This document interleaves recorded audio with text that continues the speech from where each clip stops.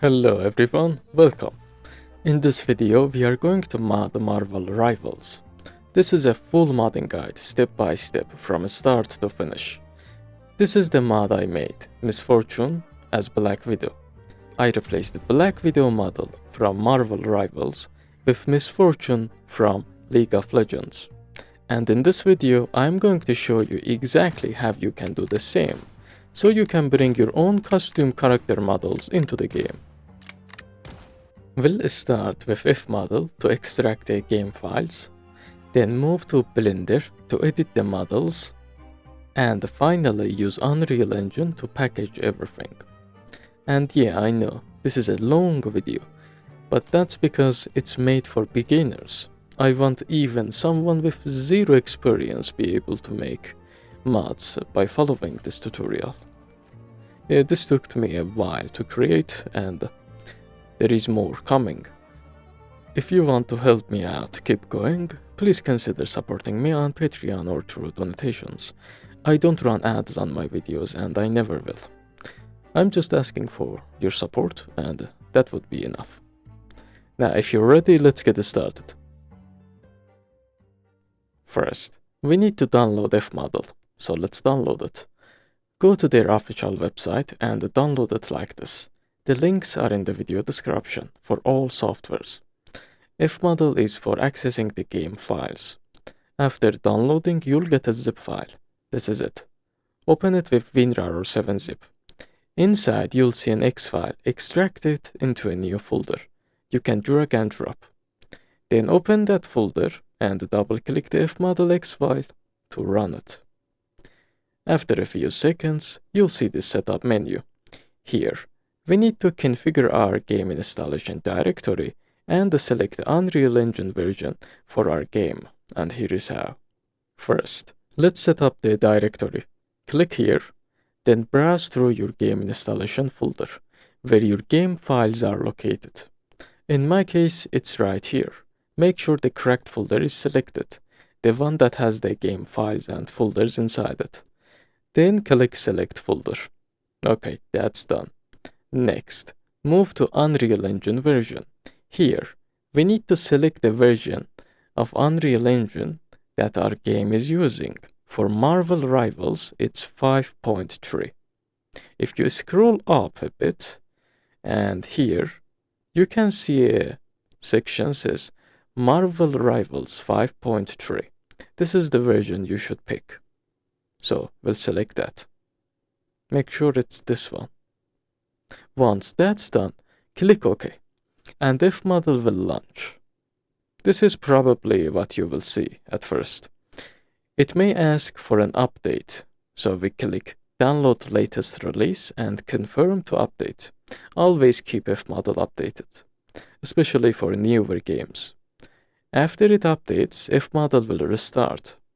Give it a few seconds, and you'll see your game files loaded on the left side of the FModel.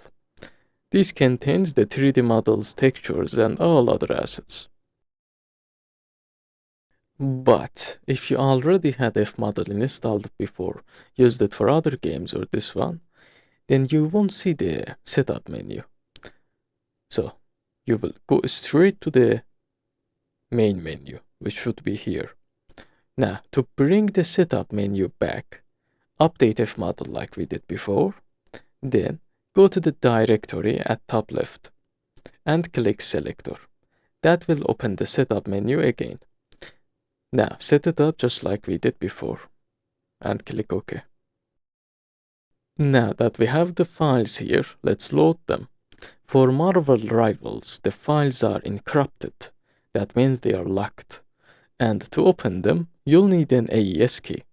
You can find AES keys in Marvel Rivals Discord server. The invite link is in the video description. Join the server. Go to the modding section, which is here. Then open mod documentation. And on the right side, you'll see some information. Scroll down a bit until you find general information. Here, you see the game's information. Look for the AES key. This is it. Click on it, and it will take you to the section where the key is shown. This is it. These numbers right here are the key. Just the numbers, just this part. Select them all and copy. Ctrl+C to copy. I've also added this key in the video description, so you can also get it from there. Now, go back to FModel. Open the directory menu from top left, and you'll see an option called AES key. Select it, and in the new window that appears, paste the key you copied into the AES key field. Then click OK. This will unlock the encrypted files. Now we are ready to move on. The next thing we need is a mapping file for our game. It's a simple file. So where do we get that? The best place are the FModel and the Marvel Rivals Discord servers. You can find it in the same place and the same way as the AES key. There should be a section with a mapping file download link like this. These are game's different releases. I am on the latest one, so I picked the last one. Then I go to the file, and this is it. Just click download, and you will get this file with this format. Once you've got the mapping file, place it somewhere safe and copy its file path. We'll need it next. Now back in FModel, we need to set this up. In the top bar, go to Settings, which is this one. This will open the Settings menu. Now under the General tab, scroll down to the Advanced section. Find the option called Local Mapping File. It's this one. And check the box next to it to enable it. Then in the Mapping File path field, locate the mapping file we just downloaded earlier. Mine is here and this is the file. Select it and confirm. And that's it. We've finished setting up everything required to open and inspect the game's files in FModel. Now we need to load the game files. To do that, from the top here, set the load option to all, and then click load. Give it some time. Once it's finished loading, you'll see several folders appear. Open the Marvel folder, expand it. Then open Content. Okay, if you're looking for the character models, expand this Marvel folder. And these are the game's assets. Each of these folders contains specific types of files. You can tell which contains what with the folder's name. What we are interested in are the 3D character models. Those are stored in the characters folder, which is this one. So go ahead and expand that. Now each numbered folder here represents a specific character. In the Marvel Rivals modding server, there is a list that shows which ID belongs to which character. You can use that list to find out which folder matches the character you want to mod. It's a good idea to join this server and stay up to date. They post useful information there. I am modding Black Widow and her ID is 1033. So I open that folder and expand it. Inside, you'll see several subfolders. Each one represents a different skin for the character. Black Widow has multiple skins. I am going to mod her main one. The first folder is the main one, so I expand it. Now inside that, you'll see some more subfolders, right? Each one contains a specific asset of Black Widow's default model. You can easily tell what they are by the folder's names. They have specific names: animations, materials, meshes, textures, and so on. We need the 3D models, and in 3D terms, those are called meshes. So we need this meshes folder. That's where the 3D files we need are stored. Each folder has a small number next to it, showing how many files it contains. We need those files. To access those files, select the folder so it's highlighted. Then go to the Packages tab, which is this one at the top beside the folders. That will take you to the Files section, and There you go. These are the files. These are the files inside the mesh file that we selected. That's how you get access to the files that are inside the folders. Now the question is, which one is the actual 3D model? Let's find out. Inside this folder, you'll see a few different files. Some of them include words like physic acid or a skeleton in their names. Leave those alone. Then you'll notice some files with short and clean names. See this one right here? Yeah, that's the mesh file, the actual 3D model. You will also see another one that looks almost the same but has lobby in its name. That's also a 3D model. Both of them are the same model, but here is the difference. The one with lobby is used for the character lobby, and the other one is used in gameplay. We are going to edit both, because if you only edit the lobby one, your change will only appear in the character selection screen, which is the lobby, not in the actual gameplay. Alright, now that we've identified the 3D files, let's open them. Just double click on one of them, which one you want, and wait a second, and the 3D viewer will open up. If it was not a 3D model, it won't open, nothing will happen. So this is another way to confirm if you find the right mesh file. Now let's explore the model in the 3D viewer. To navigate, hold left click and move your mouse to rotate the camera. Use WASD to move around and use E and Q to go up and down, and that's it. And if you look on the right side here, you'll see the materials section.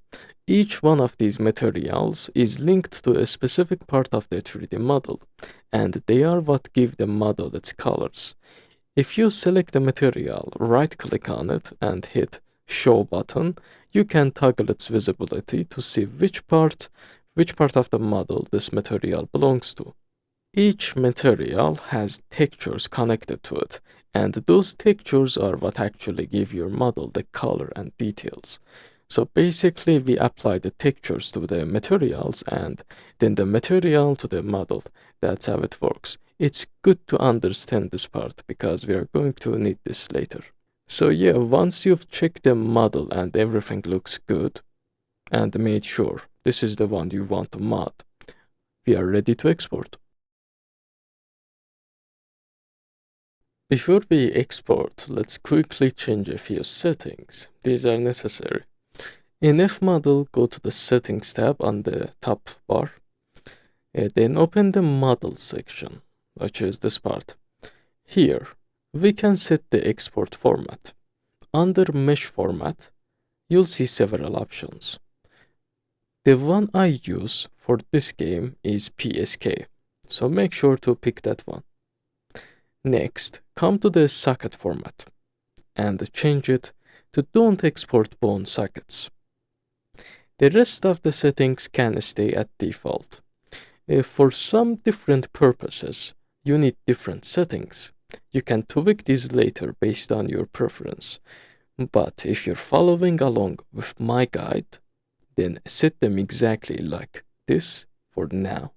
So everything matches in the end. And once that's done, let's move on. Now, we need to export these 3D models so we can edit them in the Blender.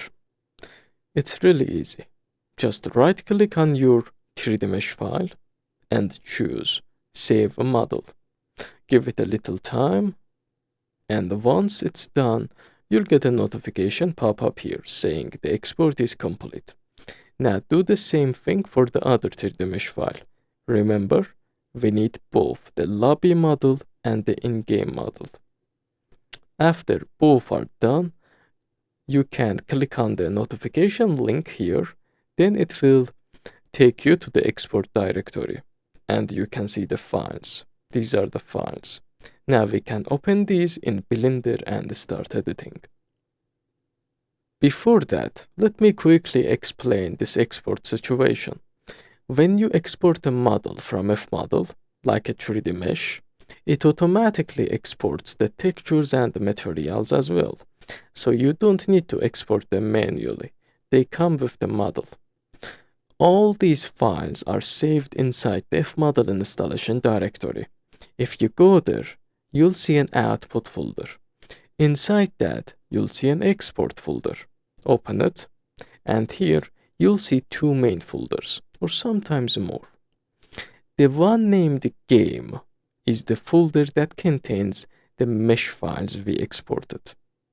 The folder structure inside this is exactly the same as in FModel. So if you just follow the same path, you will eventually reach the files. In the other folder, which is this one, beside the game folder, you'll find the textures and the materials for your mesh file. That's everything you need to know. Now let's move on to the next part. We need Blender. Go to the official Blender website and download it. It's a free 3D software, the best one you can get. You can grab any version you want, but I recommend getting the latest one.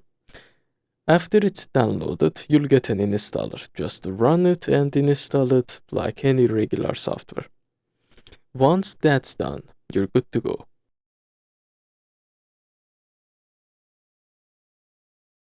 Next, we need a plugin, and this is important. From this page, download the Unreal PSK PSA Importer plugin. Click on Get Add-on, then Download. You'll get a zip file. This is the plugin that lets us import the 3D models we exported from FModel into Blender. Now that we installed Blender and downloaded the plugin, open up Blender. When you launch it, you'll see this. Click on General to start a new project. Alright, welcome to Blender. The first thing we need to do is install the plugin. Go to Edit menu in the top left corner. Then click Preferences. In the Preferences window, open the Add-ons section. At the top right, click this little arrow and choose Install from Disk. That will open the file browser. Find the plugin zip file we just downloaded. Select it and click Install. Once that's done, you can close this window.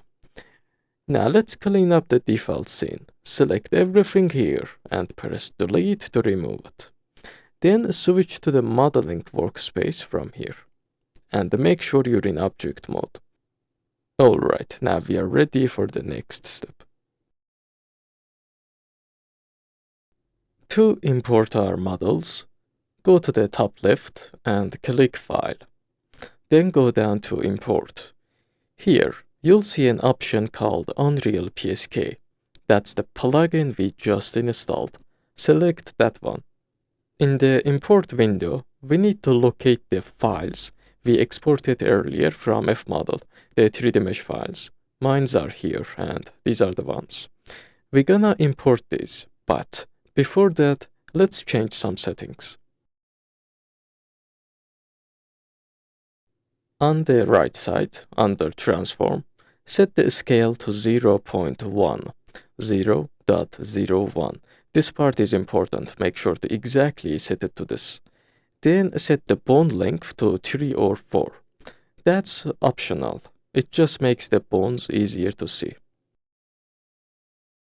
Now we are ready to import. As you can see, we have two files. One for the in-game model and one for the lobby. We are only going to edit one of them. And then later we'll use the same model for both. So just pick whichever you want. It doesn't really matter. I'm going with the in-game one. After selecting it, click Import and give it a few seconds, then it will load in the scene. And now we are ready to edit the model.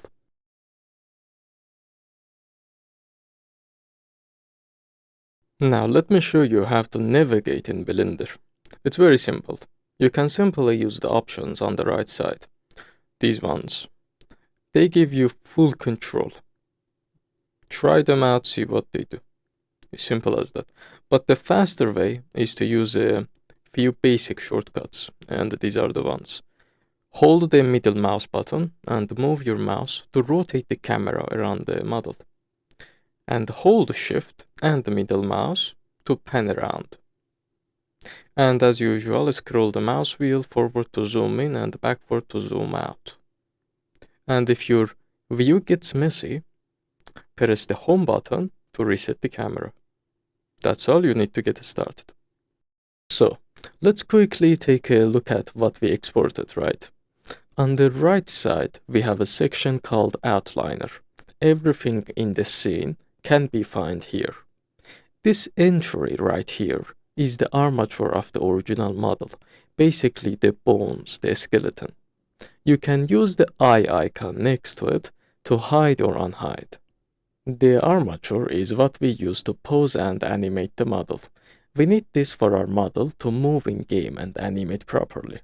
If you expand it like this using this icon here, you'll see the objects it contains. This one here is the main 3D mesh, the actual 3D model. If you expand the mesh too, you'll see what else is included. These are the materials. These are the same ones as in FModel. Same name, same everything. If you remember, we also exported the textures along with our 3D model. If you want your model to have colors in Blender, you'll need to apply those textures to the materials manually. You can easily find guides online on how to do that. Because they are not assigned automatically, you need to do it manually. Sometimes they do assign automatically. Sometimes they don't. It depends on the file, on the model, on the process. But for modding, we don't need to worry about that. At least not for the original model. We'll handle all the texture steps later inside Unreal Engine, not Blender. So for now, this is all you need. Now we can move on. Alright, now we are going to replace the whole model with a new one. I'll be replacing Black Widow with Misfortune. But keep in mind, there are many ways to edit our model. You can simply reshape the body, the original model, or delete specific parts, or even combine and replace some sections. The possibilities are endless. The process is basically the same. If you learn how to replace the entire model, you'll easily understand how to do the smaller edits too. First, we need a new 3D model to replace with. You can find tons of free 3D character models online. I actually have a separate video showing where to find them and how to set them up for modding. If you're having trouble with that part, go check it out. The link is in the video description. Overall, here is what you need from your 3D model. A 3D mesh with bones, which means a rigged model. The bones are what controls the character's movement, and we'll use that later to pose our new model. Then, you'll need textures, so the model has color and detail. You'll need two types of textures, mainly, the base color and the normal map. There are plenty of other textures out there, but these two are the most important. However, if the model has hair or fur, especially realistic ones, you'll also need an alpha texture. That one makes the hair look transparent and realistic. It's usually a black and white texture, so make sure you've got that too if your model needs it. Mine doesn't. And that's all you need. I got my model from here, edited by this artist. It's a 3D project that includes lots of assets. What I did was open it up, delete all the unnecessary stuff, and keep only what I needed. I also deleted the rig controllers so it's clean, just like original model. Once that was done, I exported it as an FBX file. And this is the exported FBX file. And these are the textures. That's all we need. Alright, let's bring it into Blender and replace it with the original one. Now, with my original model imported into Blender, I go to File, then Import, and I choose my new 3D models format, which in this case is FBX. In the Import menu, I locate my new 3D model file. I select it and import it with the default settings. Once it loads, it will appear right on top of the original model. There it is. As you can see, we now have both the original model and the new one in Blender. Now, if you look into the outliner, you'll find the new model listed there. This is the armature for it. And inside, if you expand it, you can see the 3D objects. Sometimes it's just one, sometimes there can be multiple. That doesn't matter. Okay, next, we need to match the position, rotation, and scale of the new model with the original one. One of the challenges here is that it can be hard to tell two models apart, but if your new model already has textures applied, which it usually does by default, you can switch to Material Preview from this section, which is this one. In that mode, your new model will show its textures, while the original model will appear white because we didn't apply textures to it. And this way, we can tell them apart easily. There are other viewports too. You can switch between them whenever you want. And you can also hide the armature of the original model for a cleaner scene. Alright, so the first thing we need to do after importing both models into Blender is match the position, rotation, and scales of the new model with the original one. Here is how. Select the armature of your new model. Then, on the left side, choose the Move tool. It's this one right here. Use the arrows to move the model backward, forward, left, and right to match the position. It's a simple task. And if you press Ctrl+Z, you can undo your move, and Shift Ctrl+Z to redo your move. Once the position looks good, switch to the Rotate tool, which is this one, and adjust the rotation if needed. In my case, it's already fine, so I leave it as is. Next, go to the Scale tool, this one, and use it to match the overall size. For uniform scaling, grab the white circle in the center and adjust that. For individual scaling, move each axis arrows separately. For example, make it shorter if it's too tall, or wider if it's too thin. And that's it for this step. That's pretty much it. Very simple.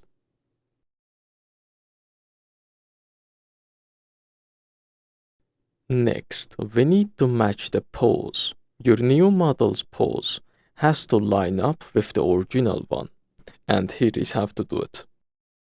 Select the armature of your new model, the skeletons. Then, switch to Pose mode. Blender has several modes, and you can switch between them from this drop-down here. The one we need right now is the Pose mode. Now, in Pose mode, we can adjust the model's pose, and that's exactly what we're gonna do.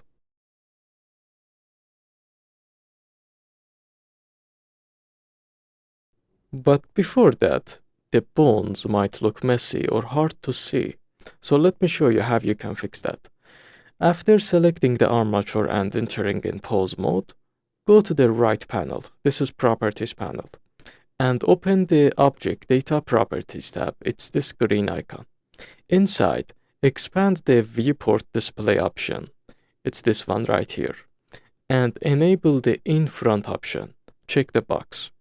This lets you see all the bones, even the ones inside the mesh, making it much easier to select and see. You can also change how the bones look.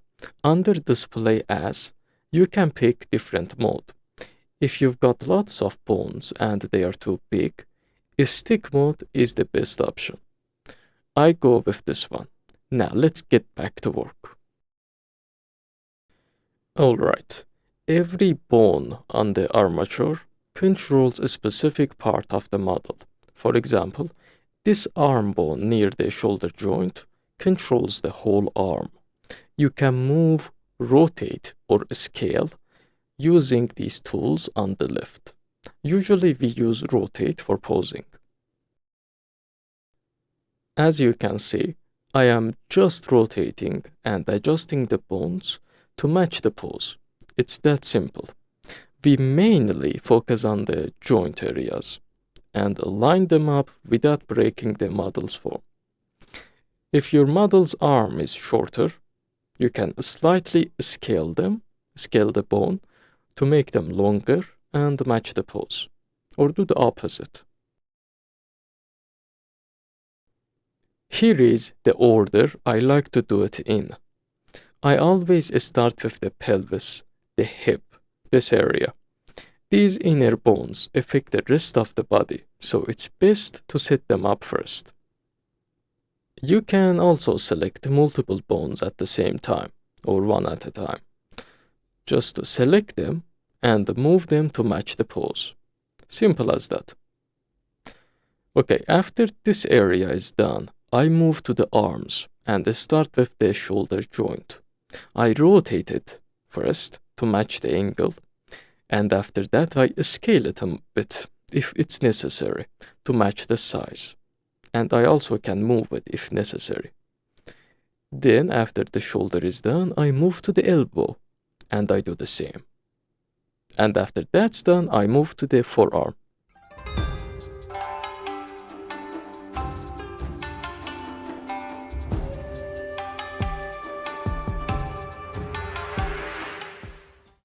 Okay, the most important one, the fingers. Fingers are usually the most detailed part because they have too much bone. It's still very simple. It's the same process. Just select each bone one at a time and adjust them as needed. Rotate, scale, move, and match the original pose. Move the camera, get a good angle, and do your best. Take your time. Okay, I am done. Once one arm is done, you don't need to redo the same steps for the other part manually. We can just copy and paste. Just box, select the bones you've already adjusted, then press Ctrl+C to copy the transforms, and then select the other side of the bones, the same bones but on the other side, and Shift plus Ctrl+V to paste the transform. If it doesn't copy perfectly, or not at all, it's probably because the bone names aren't mirrored correctly, or aren't linked in the same way. If that's the case, just fix it manually. After finishing arms, then move on to the legs. Using the same method, rotate from the joints and match the overall pose while keeping the model's form. And once the legs are done, we move on to the head. Now about the head, the main thing you need to focus is the eyes and the lips. The rest doesn't matter too much. Start by adjusting the neck bone, so we match the head angle. Overall head angle. Use a bone that controls the whole head. You can also use a scale to adjust the head's height. If it's too long, make it shorter. And don't worry, this won't affect the face shape. Not too much, just the size and position.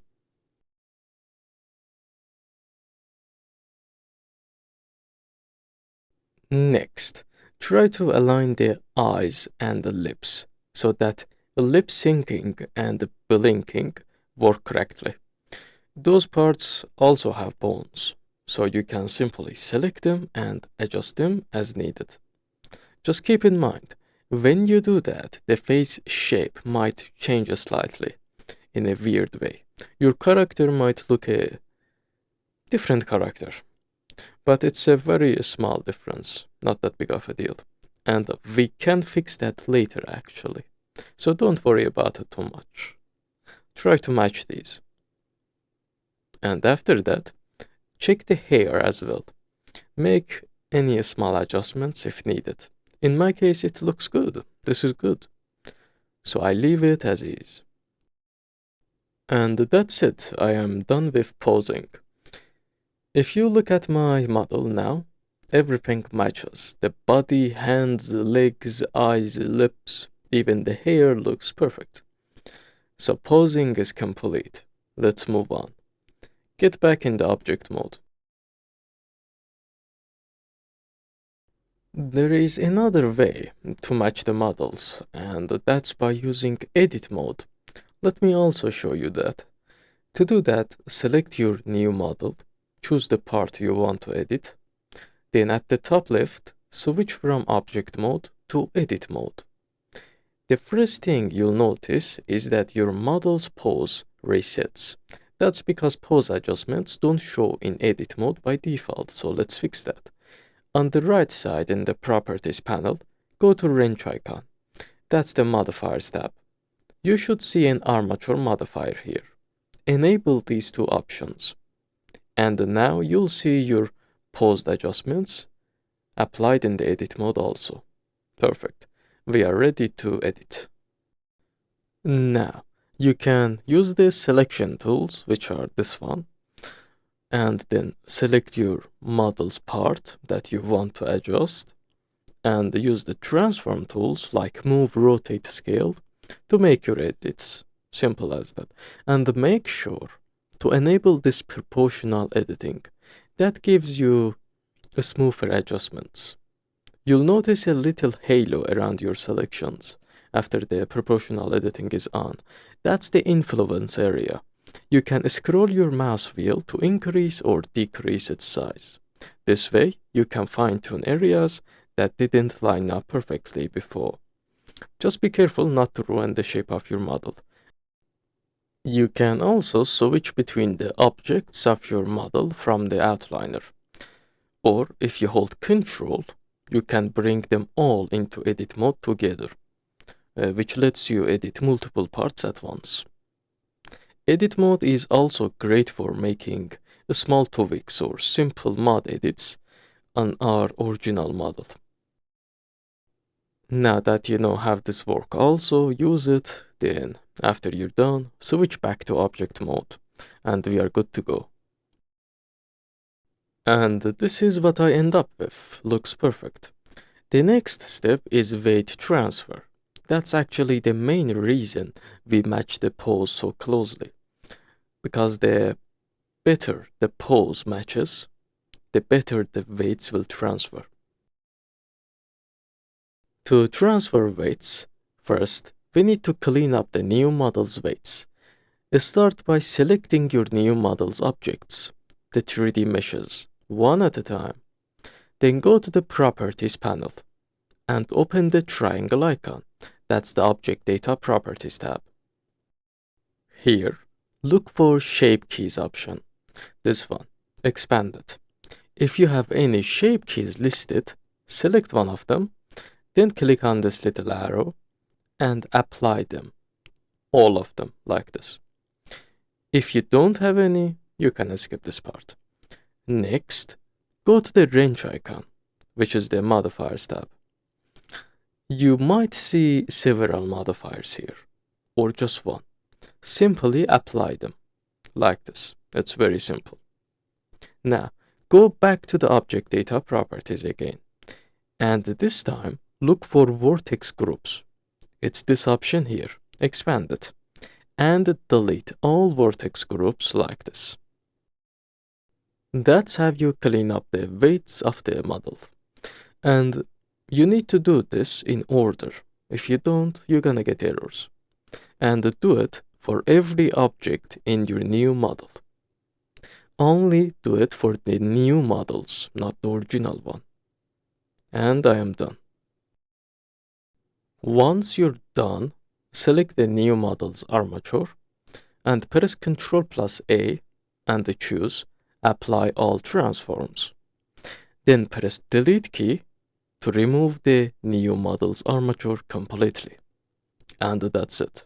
The cleanup is done, and your model is now ready for the weight transfer. Now, to transfer the weights, you can do it one object at a time or all in one. Let's do it all in one. First, select all your new model's objects from the outliner. Hold Ctrl to multi-select them, just like this. Only the new model's objects, not the original one.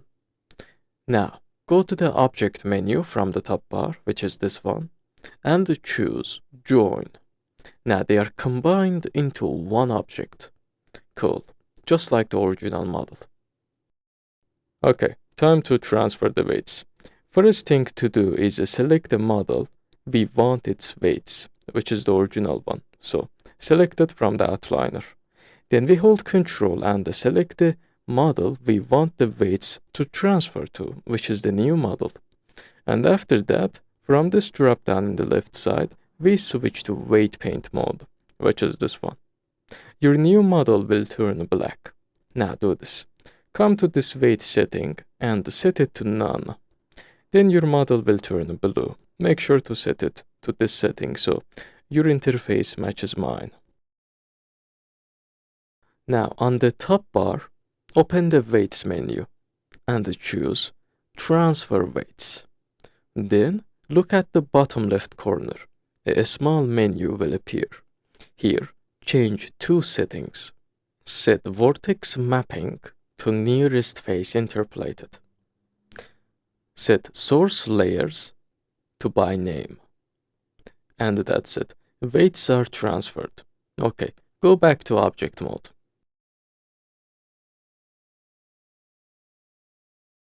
The last thing we need to do is connect the original armature to the new model.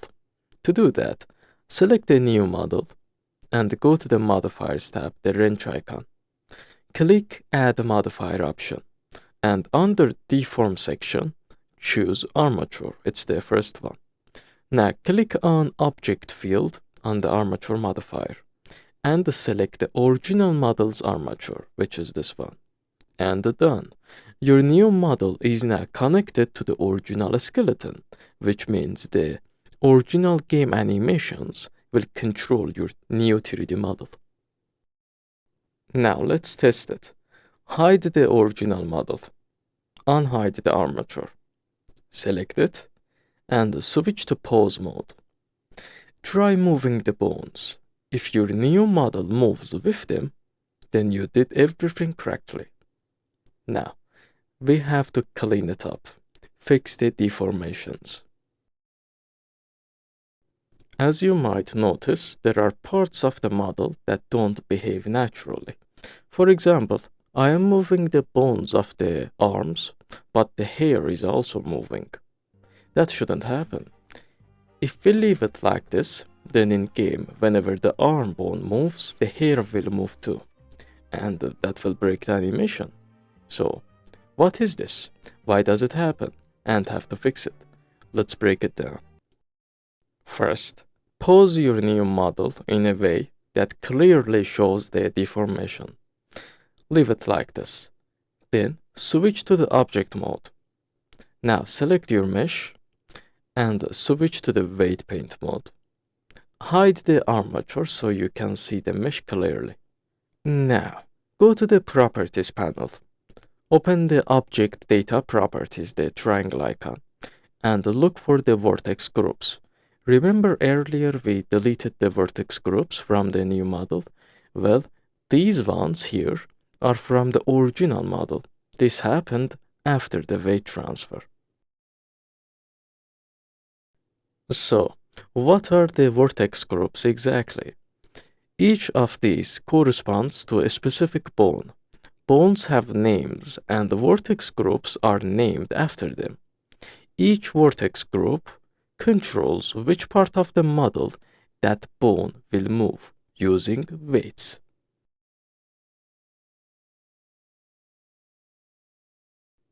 If you scroll through them with the arrow keys, you'll notice your model changing colors. Those are the weights. It shows how much influence the selected bone has on each part of the mesh.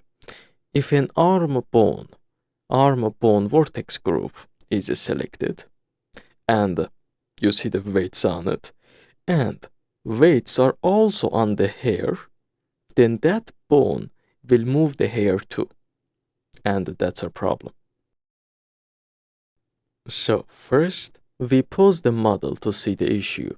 Then, in Vertex group list, scroll through until you find the one that affects that part.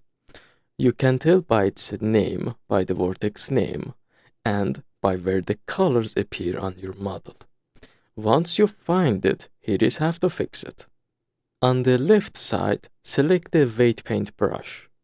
You'll see options for the value and the radius. To remove weights, set the value to 0 and adjust the radius as needed. Now, paint over the hair. It should turn blue, which means 0 weights. That removes the influence of the bone from the hair, from that part. Remember, blue means 0, no influence, no weights. Yellow is low, orange is medium, red is full influence. And sometimes more than one vertex group can affect the same area, so check all of them and fix each one if needed. It's simple. In simple terms, you must make sure the vertex groups that are named arm, for example, don't have weights on the hair. And same goes for other parts. And sometimes you'll need to add weights, the opposite process. For example, if a bone should move a part of the model, but it doesn't, or only moves it partially, then increase the paintbrush value from here and paint that area to add weights.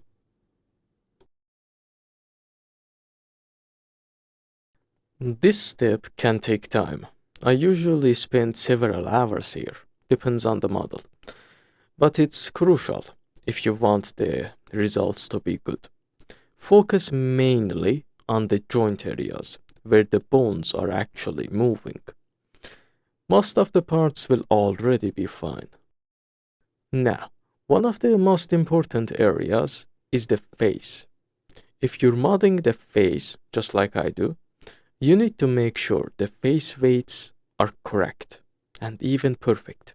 Otherwise, you'll lose facial animations like blinking or lip syncing.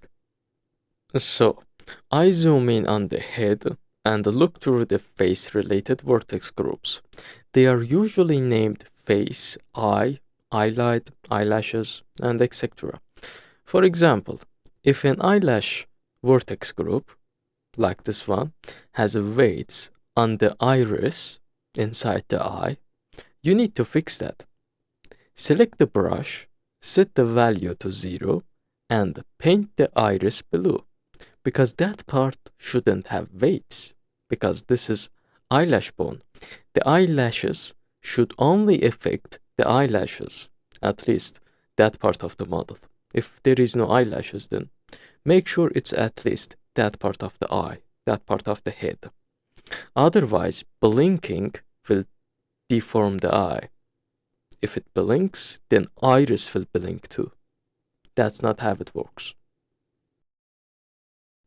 The same goes for the lips. There are usually two groups, one for the upper lip and one for the lower lip.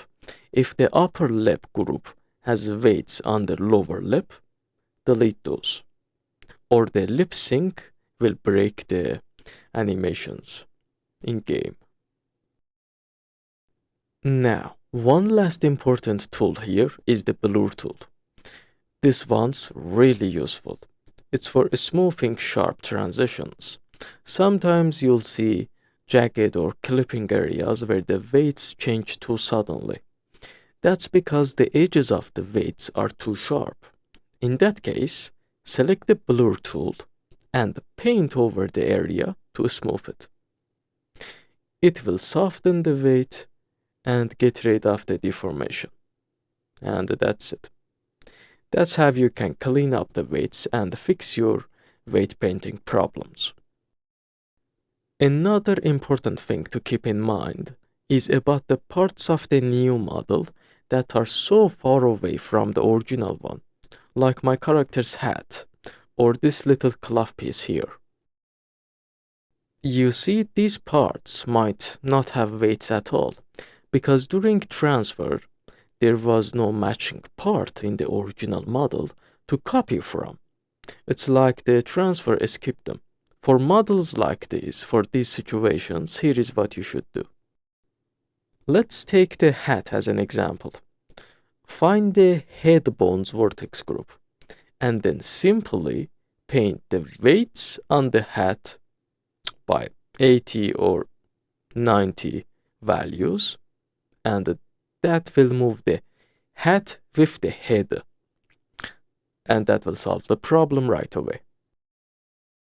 Why head bone, not leg bone? Well, because it's a hat.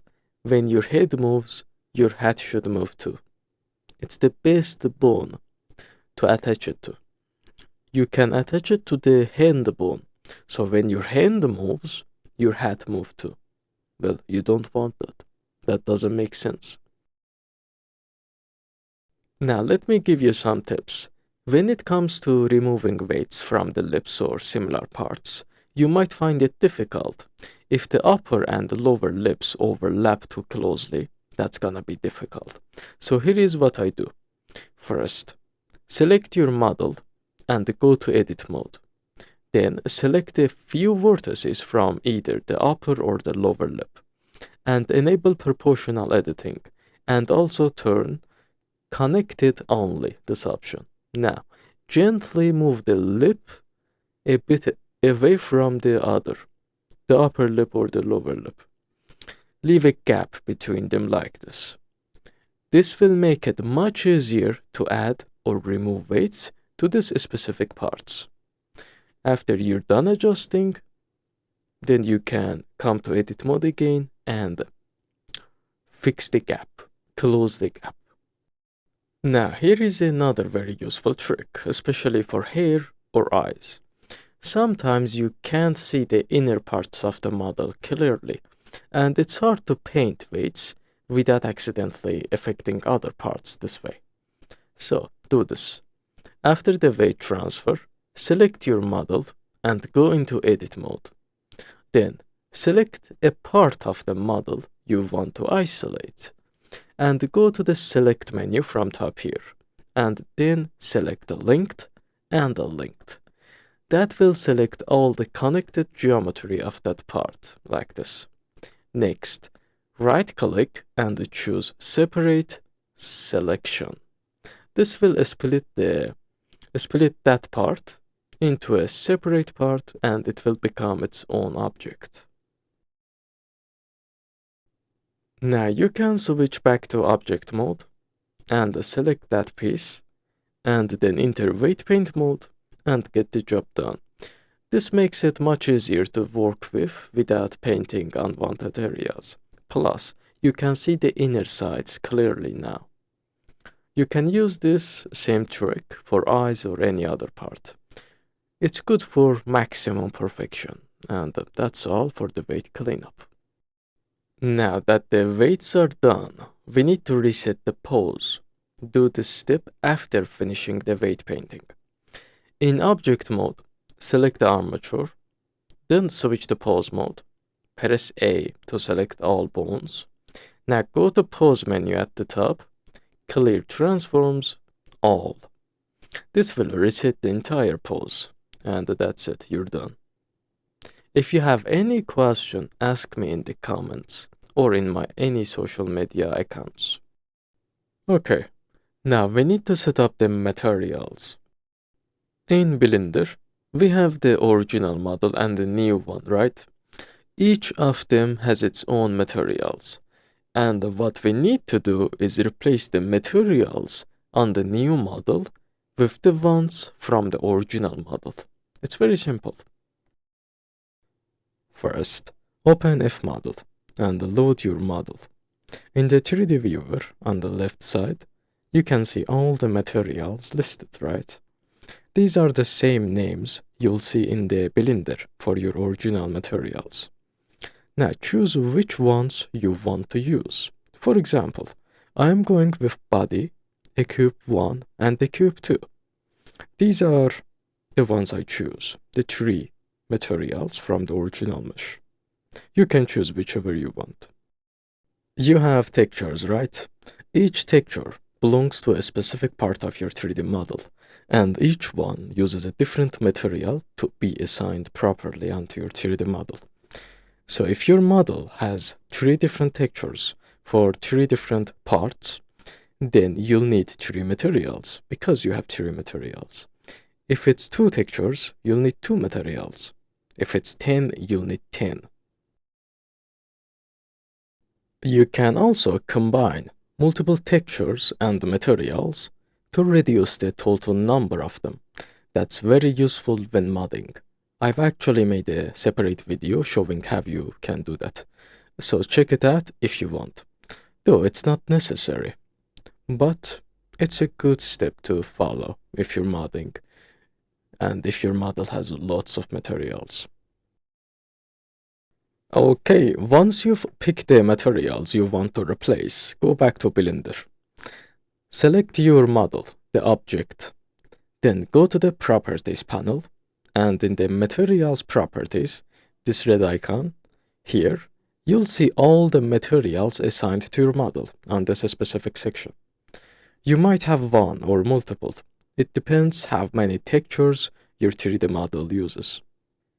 Now, to replace them, click on the material to highlight it, like this. Then click the drop-down arrow next to it, this one. You'll see a list of all materials available in your Blender project.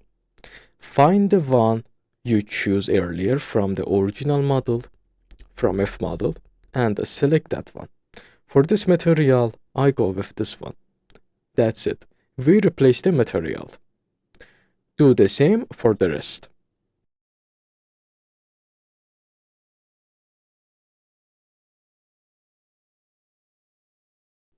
And if you have separate objects for your new model, also do the same. You will pick them and go to the material section and assign the material. And they might share the same material or textures. Well, if that's the case, then you also choose the same material for that same object. The key point is make sure all the materials comes from the original model, mainly because of their names. And that's the only reason. Actually, there is no other reason. It's just a name. And we are done here. Let's move on. Next, we need to do one last thing for our new model. Vertex Paint. Vertex Paint affects these lines on the model.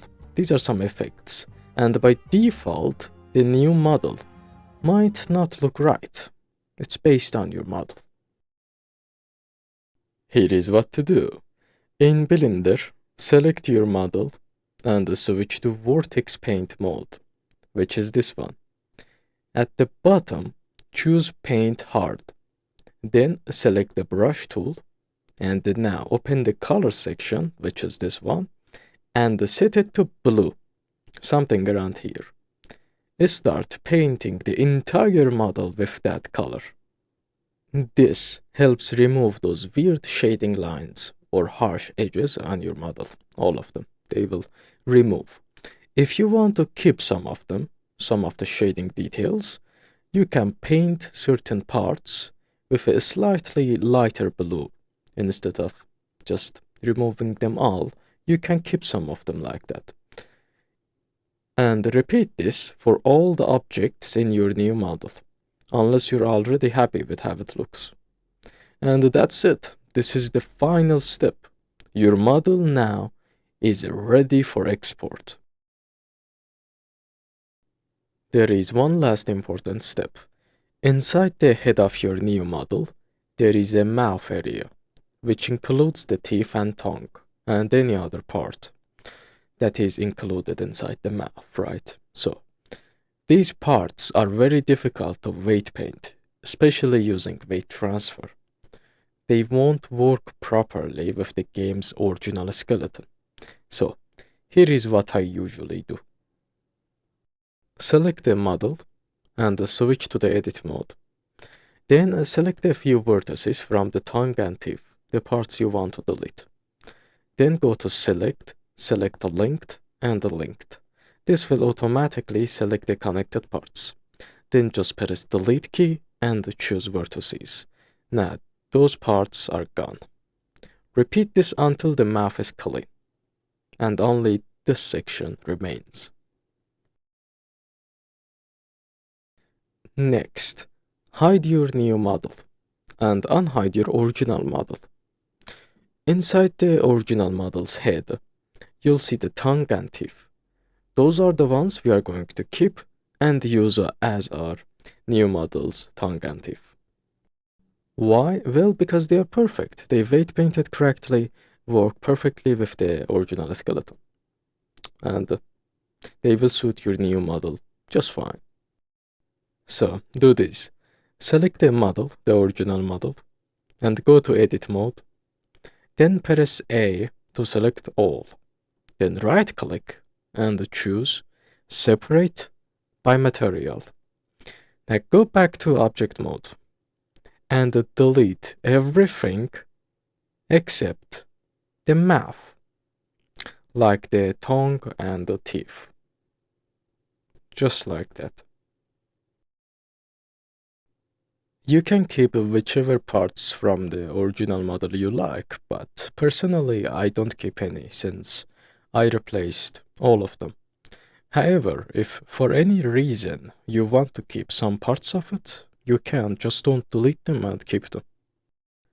Once that's done, unhide your new model again and go inside the head. Everything should line up correctly. Don't move the original mouth parts. If it's not in the right place, adjust the new head model instead. And when you're keeping a part of the original model, like the mouth and teeth, you don't need to do anything with it. No weight painting, no material setup, nothing. It's already set perfectly fine because it's the original model. So leave it as it is. And that's it. After this step, we are good to go. Now, this is what you should end up with. Your new 3D mesh, fully weight painted, and with the original materials, and also the original mesh part for the mouth. After this, first, in the outliner, select the original armature. Double-click on its name, and rename it to armature. Make sure you do this exactly like I do. If the name doesn't match, your model will stay stuck in the A pose in-game and won't perform animations. You have to rename this entry, which is the armature, to armature. And that's all you need to do. Just rename it. Alright, that's done. Now, let's export. Okay, in order to export, go to the File menu at the top left, and then choose Export. And from the options, choose FBX. That's the format we need. Now, before exporting, we need to adjust few settings. On the right side, you can see the settings. Go in Geometry and expand it, and set smoothing to face. Make sure to do these. Then go to Vertex, Colors, and set it to Linear. And after that, go to the Armature, and disable Add Leaf Bones.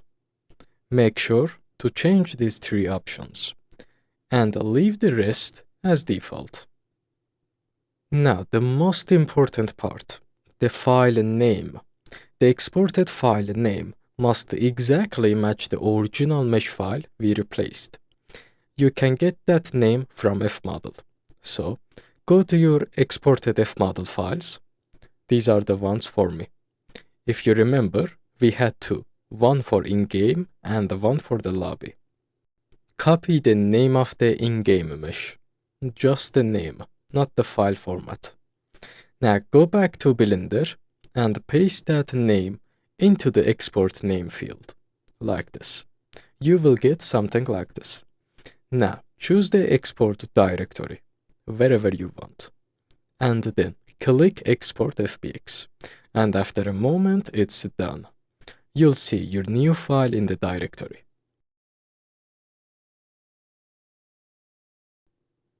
Okay, now one done, one to go. We have two separate models for each character, one for in-game and one for the lobby models. The difference between them is their skeletons, and that's the only difference we need to care about. The issue is that if we use the in-game skeleton in the lobby model, we lose all facial animations. Everything else works fine as far as I'm concerned, but the facial animations won't function properly. If you compare the in-game and the lobby mesh skeletons inside Blender, you'll see that the lobby version has more facial bones, as you can see. So what do? We need to make our new model work with the lobby skeleton as well, just like we did with the in-game one. This part will be easier, and let's get started. We already have the lobby model exported from FModel, right? So with our new model in Blender, ready for export, meaning you followed all the previous steps and have the in-game model ready to go, we continue. This is the same model and the same Blender project I was working on. Nothing is new. With this open, go to File, Import, PSK. This time, we choose the lobby model. In my case, it's this one. And we import it using the same exact settings as before. Scale 0.01 and the bone length the same one you set for the in-game model. Now simply import it. Okay, it's in Blender. What we do next is simple. We simply gonna repeat the weight transfer step, but this time from the lobby model. Now let's get started.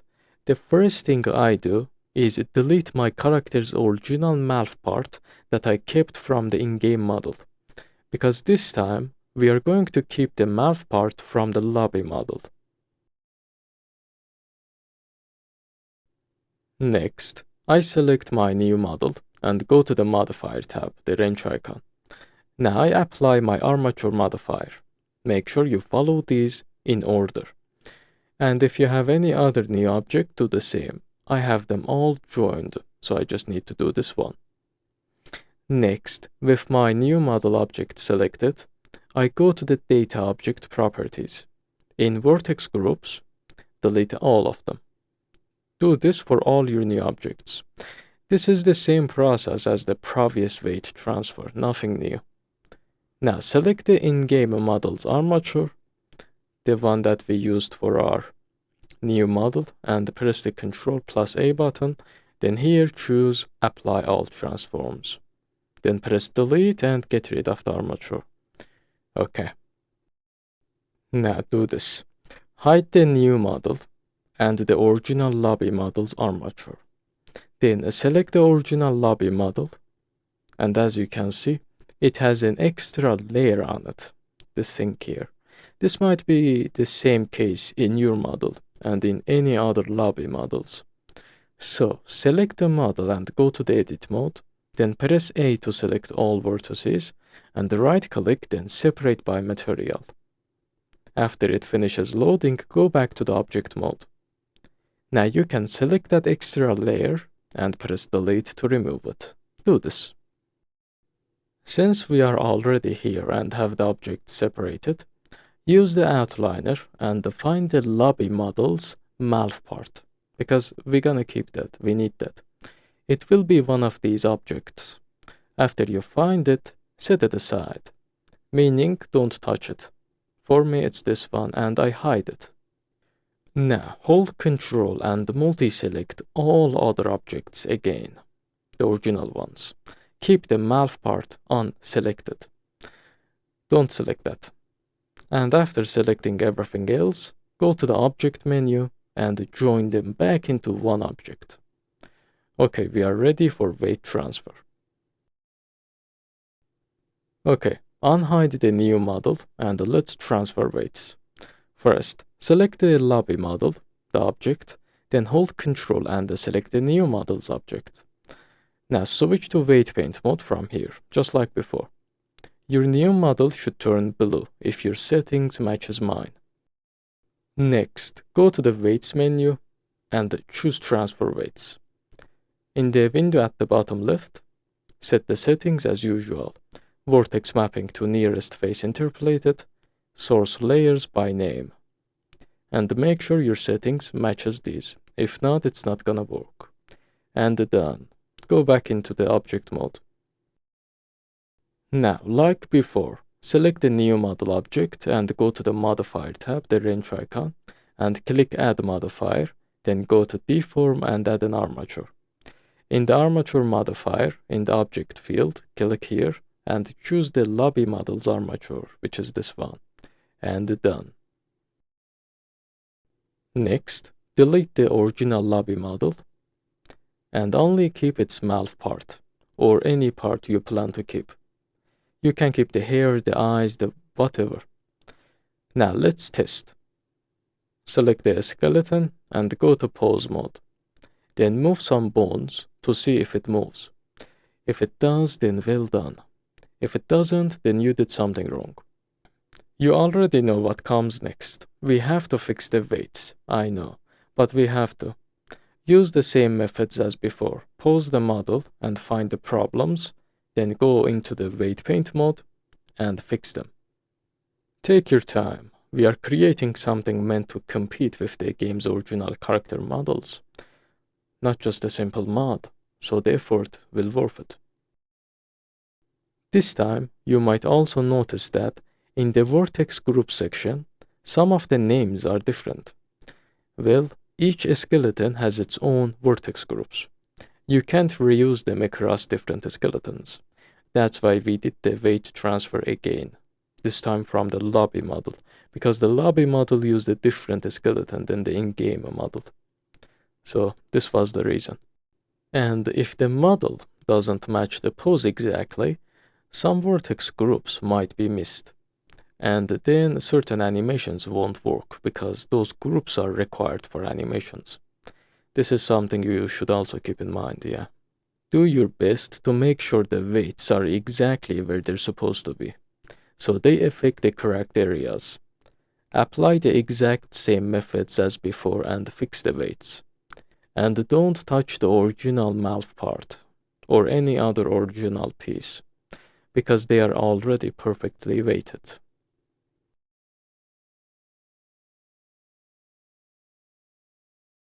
Now, one last step, the armature name. Remember, we have to rename it. Double-click its name and type armature. The name has to be armature. And that's it, we are ready to export. Now go to File, Export, FBX. Use the same settings as before, smoothing to face, vertex color to linear, disable add leaf bones. Now the file name. This is the lobby file, right? So we need the lobby model's original file name. Go to your FModel export directory where the files are, and this time copy the lobby file name, just like before. The previous time we copied the in-game model file name, which was this one, but this time the lobby. Then return to Blender and paste it in the name field. That's all. Export it into the same directory as the in-game model. And we are done. Now we have two different models, one for the in-game and another for the lobby. But they are the same model. Time to get them into the game. And we are finally done with Blender.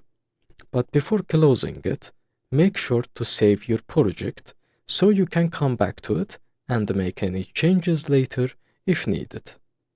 Then close Blender and let's jump to the next step.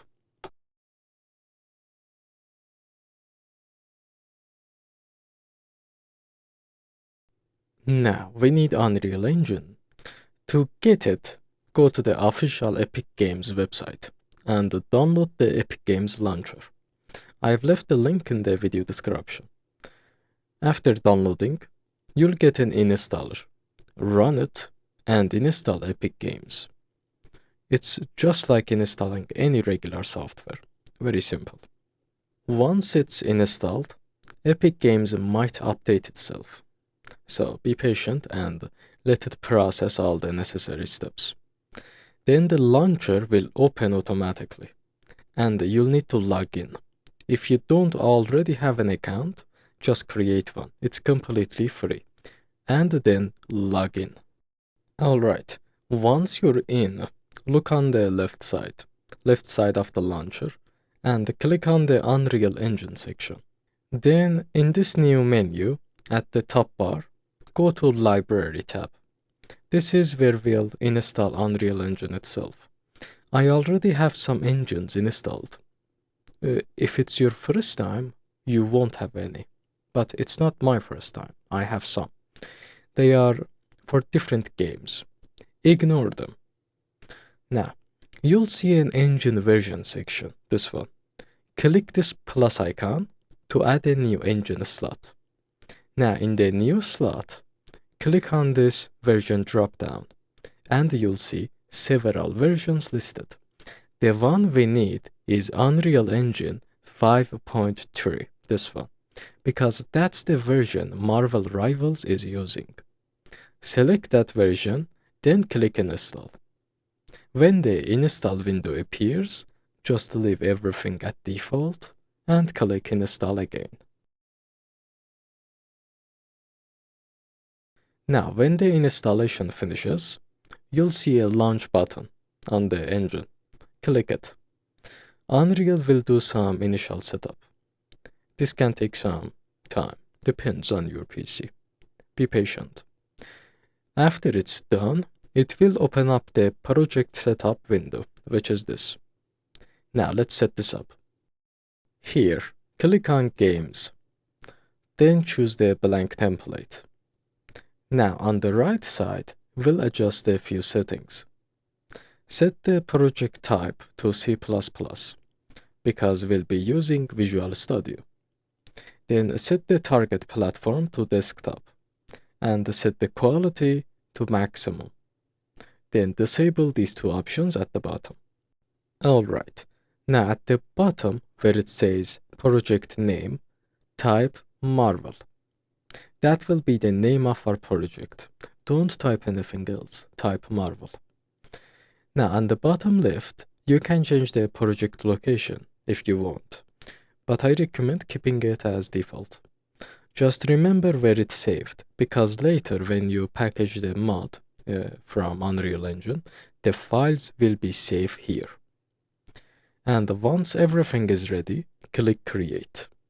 Wait a few seconds, Unreal will set up your project, and when it's done, it will automatically launch the engine.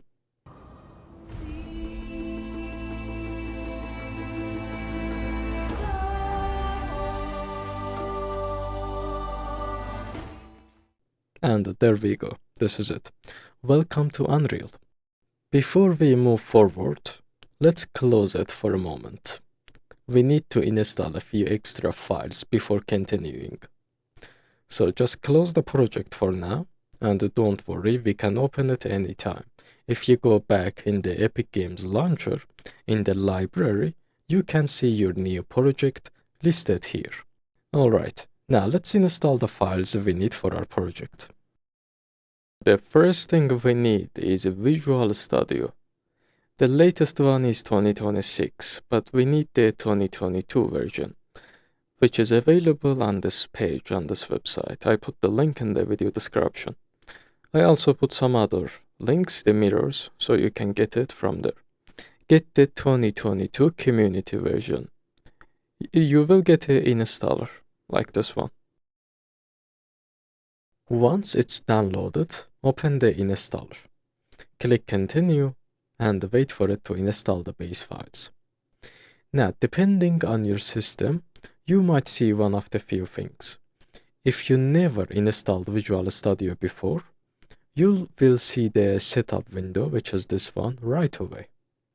But if you already have it installed, you'll see your installed version here. And if you have an older version installed, it might ask for an update. So go ahead and do that. Once that's done, on Visual Studio 2022, click Modify. Now you'll get the same setup window as someone who never installed. So after we get access to this window, follow these steps. In this window, check the desktop development with C++ option. That's the only one we need. If you already have others checked or this one checked, leave them as they are. You're good. Now, go to the Individual Components tab at the top. And in the search bar, type Windows 11 SDK. You'll see a few options. Make sure to select this Windows 11 SDK, not the other ones. If you have the other one selected, then deselect that and select this one. Now, this time in the search bar, type this. Then scroll down and find this exact version. Make sure it's exactly this one. Then select it. And if you have others selected, deselect those. And only select this version. And if you don't see this exact version, then pick the closest one you have available for this version. Alright, that's all. We're done.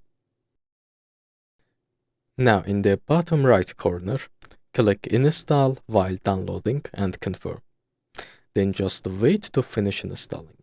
It might take a few minutes. These settings are required for packaging mods for Marvel Rivals. If you skip them, you'll likely get errors when you're packaging the project. Okay, this is done. You can close it and move on. Next, we need a material setup script. This will help us apply materials correctly in Unreal. Go to this GitHub page, link is in the video description, and make sure this option is set to the Tekken 8.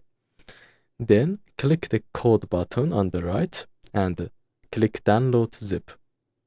This will download the file.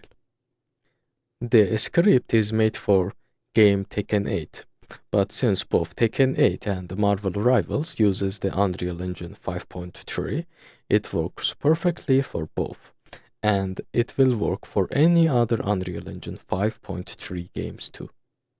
Once it's downloaded, you will get a zip file. Now, navigate to your Unreal Engine project folder. By default, it should be in Documents, Unreal Projects folder, Marvel, which is your project name. Then inside Marvel folder, find and open Content folder. Here, create a new folder and name it Python. If you already have one, just use that. If you don't, make one. Now open the downloaded zip file. Go inside this folder and extract everything into the Python folder we just created. You can just drag and drop all the content like this. And done. That's also installed. One final setup before we continue. Is still inside your Unreal project folder, which is Marvel. Go to Config folder. Find the file named defaultengine.ini. Right-click it and open it with Notepad++ or something similar. Now, you get these codes. Scroll down all the way to the bottom and then add these two lines in here. You can find the lines in the video description. Just copy and paste them at the end. Then go to File at the top and save the file. Then close it. Perfect. All set. Now open Epic Games Launcher again and go to Library and double-click on your Marvel project to open it back up. Okay, now that we are inside our Unreal project, do this. There is a content browser window. That's the only window we need. So maximize it to avoid getting distracted by the other windows.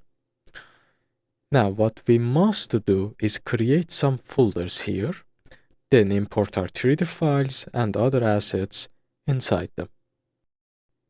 You'll see your project name here, Marvel, then All folder, and then Content. These are the folders you will see. We are going to add more folders, and here is how. Open FModel. In the Folders section, you have a path for your mesh files, right? To reach those 3D files, 3D mesh files that we edited, we follow a specific path. We are going to recreate that inside this content browser, inside Unreal. What I usually do is set FModel on one side and Unreal on the other, so I can access both at the same time and can be able to create folders easily. Okay, let's do it. We always start from content. We already have that folder, and we must make the rest. Go inside content folder and right-click here, and choose new folder. Now rename this new folder to match the next folder in your file path. In my case, that's a Marvel, because that's the next one in the path. Simple as that. Now go inside that Marvel folder we just made and make another new folder and name it Characters, because that's the next folder on the path in FModel. And then inside the Characters folder, create another new folder and name it after the ID number of your character, because that's the next one in the path. And then comes another ID number, which is for the character's costume. Just keep following the same pattern until you've reached the final destination and create the all path for your files. In my case, the last folder will be the meshes folder, which contains the 3D mesh files. Once you've made that too, we are good for now. We'll make other folders later, like ones for materials and textures, but we'll go step by step. We are good for now. You should end up with something like this. And remember, if even one folder name is wrong, even if one word is wrong, it's not gonna work. So pay attention.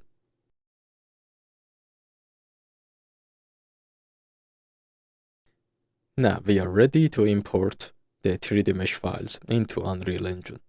To do that, go inside the meshes folder, because that's the folder that contains our mesh files. Then come top here in the content browser and click on the import option. A new window will pop up. Here, find and select your 3D mesh files, the ones we exported from Blender. We had two, right? Yeah. I'll start by selecting the in-game file first. Then I click Open. Now we'll get an import setting menu. Here, leave everything at default. Then open the advanced section and enable this option, import morph targets. And that's it. Then click import and give it some time. You'll get your mesh file and the materials all imported without any errors. You should see three files, a mesh, a physics asset, and a skeleton, along with the materials, the same ones we set up in Blender. Next, do this. Go to import again, and this time, select the other file. In my case, it's the lobby file. Now pay attention to the import settings. There is a skeleton section here. By default, Unreal will try to use the already imported skeleton from the other mesh, from the first mesh we imported. But we don't want that. So simply deselect it from the section, like this. Then import. Now you'll get another set of files, but this time just three: mesh, physics, skeleton. No materials. Why? Because both meshes uses the same exact materials. So there is no need to recreate them, duplicate them, or stuff like that. They both use the same materials here. And that's exactly what we want. Now do this. Open your mesh file, the purple one, the in-game version, or the lobby, doesn't matter. Now in the preview window, you can view your mesh, your model, like this. Hold your right click and move your mouse to rotate the camera. And by holding your right click still, use WASD to move around. And still, while holding your click, you can scroll wheel to increase or decrease the speed of your movement. That's how you can navigate here. Now look on the right side of the screen. In the Asset Details panel, you'll see your materials. Each slot here represents a specific material. These are the same ones we used in Blender. And by clicking on this highlight and isolate options, you can see exactly which part of the model each material controls. That's very useful. It's gonna be useful later. It's good to know. So, all right. Now let's move on. You can close the window. The next thing we need to do is set up the materials and the textures. And here is how. Open FModel. Then open your 3D mesh file. Open the in-game version, not the lobby. Now close the 3D viewer. In FModel, you'll see this info tab. This is where we can find all the important data about the mesh file. What we are looking for is the materials we used. Now here, hold Ctrl plus F to open the search bar. And in the search bar type materials and hit enter. This will take you to the materials section. Here, each slot represents a specific material that this mesh file is using. You need to find the ones we used for our new model, the ones we chose. Inside each slot, there is a field called object name, this part. That's the material's name. So, look for the ones you used. The names are the same as the materials you already have in Unreal or in Blender. There is also another way to find them. You can copy the material name directly from Unreal. Just select the material name, press Ctrl plus C to copy. Then go back to FModel and paste the name in the search bar, Ctrl plus V, and hit enter. This will take you straight to that specific material slot. So we have two ways to find them. Use whichever you feel comfortable with.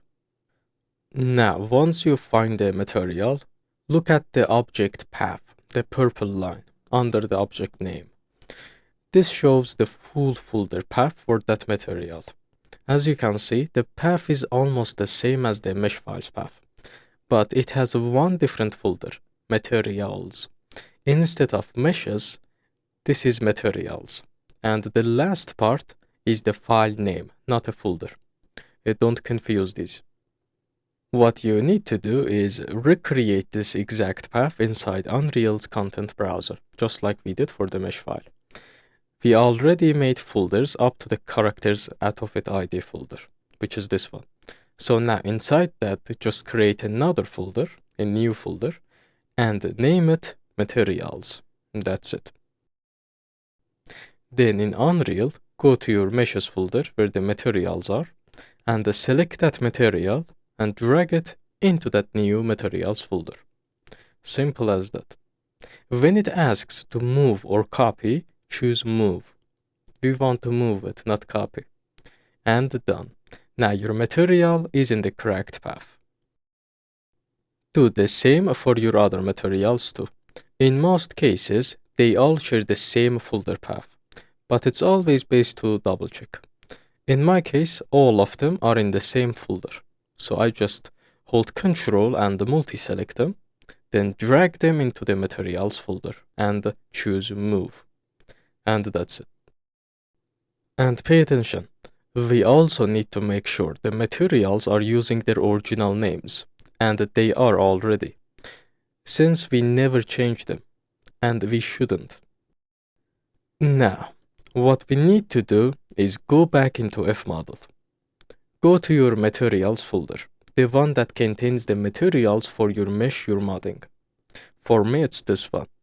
Inside, I have all the materials for the mesh. Now, go to the folder section. Select that folder, the folder that contains the materials, which is named the materials. Then right-click on it and choose Save Folder Packages Properties. This will export them as JSON files. Once it's done, click on the notification and navigate to the export directory. Just follow the same path as in FModel, then you will reach the files. You'll see your exported materials as a JSON file here. In my case, I have one for the lobby materials, which is inside this folder, and one for the in-game materials, which is these ones. But we are only going to use the in-game ones. It actually doesn't matter, but use the in-game ones. What we need from these files is their data. Copy the exported files path from here, like this. And now go back into your Unreal Engine. Now open your materials folder. Here is what you need to do. Select one of your materials. I start with the body material. This material is the one I used for my model's body. If you're not sure which one is which, you can open the mesh file and look at the materials slot and identify it. Okay, after identifying the material and understand which one is which, right-click on your material. Now look for this option, Script Asset Actions. This is the script we installed earlier. If you didn't install it, then you don't have this option. So you have to install it. It was this file. Now, it has some options here. Choose Import MI.JSON to MM. Make sure it's exactly this option. The others do something different. We need this one. A window will pop up. Click on this button here. Now, in this browse window, paste the path we copied earlier, so it takes us to the exported material directory, like this. You can also navigate here manually, but this is faster. Once you're there, select a material whose data you want to use. Each one is different. The body, equip, hair, and so on. They all work, but here is my recommendation. Since I am applying this to my character's body, I'll use the original body materials data, not the hair or anything else, because that's the closest. So, I select the body JSON material, which is this one, the exact one I am using for the body. The names will be the same, but this is its data. We don't have that. We just have a material with that name, but not its data. Now, after we select it, we click Open. Then click OK and wait for it to load. And done. Now open your material. If you see all these nodes, that means you did it right. If you compare it to other materials, then you will see the difference.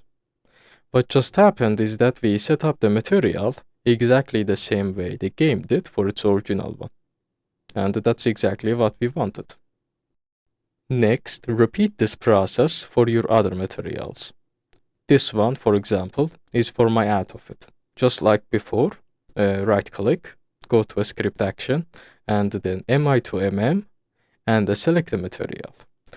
For out of it parts, you can also use the body material. It works perfectly because it's just compatible. So I simply select that one. Now repeat this for all your materials one by one.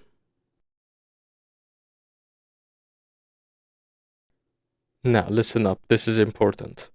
Some 3D models, especially with fur or realistic hair, use a specific texture called an alpha map. It's a black and white texture, most of the times. What this does is define which parts of the model are visible and which parts are transparent. helping to create the realistic look of a hair or fur. Without it, the hair might look chunky or solid instead of hair-looking model. You see the difference? Yeah, this is what alpha map does. So, if your model has or needs this kind of texture, then when you're choosing a material to import its data, pick one that also uses an alpha texture. In my case, my model doesn't use any. So I just stick with the body material instead. So I simply used body material data for all my materials. And also keep this in mind, the material for the original part, the MALF one. Remember we kept the original one? This is it, the material. We didn't add any material to it in Blender because we didn't need one. It already had the original material on it. And here, we'll leave it as the same. Don't touch it. The only thing you need to do is just make sure it's in the correct path and have the original name, which it does. Next step, let's go. Right-click on each of your materials, one by one, and select Create Material Instance, this option. This will create a new material from the base material that you have, basically an instance material. Now, give it a name. Anything works, but it's best name it something related to the part of the 3D model it belongs to. Just like that. Now, do the same for your other materials. Right-click, Create Material Instance, and name them. And leave the MALF material alone. We don't touch that one. Okay, now create a new folder here and name it something like New Materials or Instance Materials. Then drag all your material instance into that folder and move them here, not copy. Move. This keeps things organized. It's not necessary. Just keeps them organized. Now open that folder and double-click on one of your material instance that you made. In this window, on the right side, you'll see slots like these. These are for your textures. The base color goes here, the normal map goes here, and so on. Now we need our textures so we can put them here. And when you create this material instance, you might notice a new folder appears called Textures. It contains some white images. Those are just default textures that Unreal creates automatically and assigns to this material instance we just made. You can simply ignore them, or even select and delete them. That depends on you.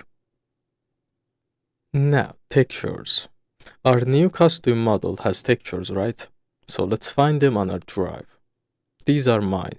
I have two types of textures for each material, a base color and a normal map. You might have more, but these two are the most important ones, and you must have them. So here is what to do.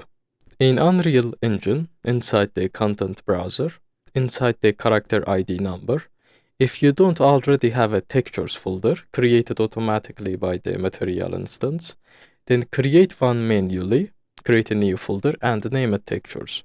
If you already have it, just open that and use that. Now, drag and drop your textures from your drive into this folder, just like that.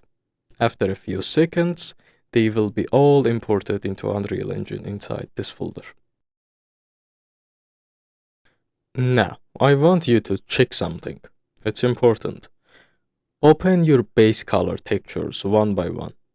And on this window, on the right side, in the settings, look for the option sRGB, this option. If it's checked, good, you're good. If it's not, try to enable it. But if after enabling it, your base color suddenly becomes brighter, do these. Go to this website. The link is in the video description. This is a texture converter. Now drag and drop your base color texture inside this page. From your drive, drag your base color texture and drop it inside this page. Then simply convert and then download it. The results will be same texture, same size, just with correct settings. Now, when you import that new base color texture and open it, the sRGB option should be on by default automatically. So, check all your base color textures like I did and make sure this option is enabled. That was one of the problems you might have faced, so that's fixed and you know what's up. Now, each texture format has its own specific settings. By default, they are usually fine, but it's best I explain what's going on, and it's also a good idea for a double check. Let's start with the base color texture. Open one of them and go to the settings. You'll see a texture group section. Open the drop-down, and you'll notice there are lots of options. For example, there is a world normal map, world specular, and so on. Then you'll see character normal map, and character specular, and even weapon, vehicle, etc. Here is what you need to know. Texture labeled world are meant for the world models, like environment assets. Texture labeled character are meant for character models. That's what's up. Then we get into the formats. The ones with a clean name, like character, are for the base color textures. And character normal map is a format that we use for normal map textures. Then the specular option is for mask textures. There are lots of mask textures, and these are examples. You can set them all on specular.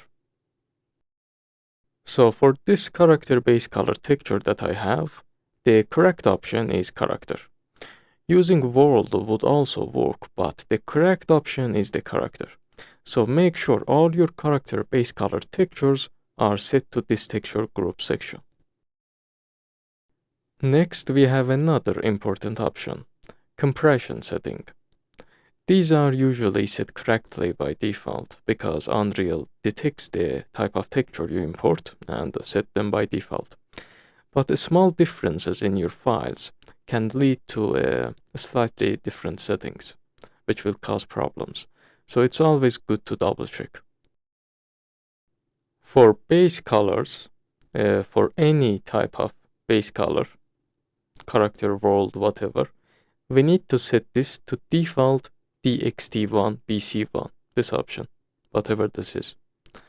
And for any kind of base color texture, we must have sRGB turned on. It has to be turned on. That's all for this part. There are also other settings like brightness and so on, which can give your texture some effects. You can adjust them here if you want, but I usually handle those things in image editors like Photoshop.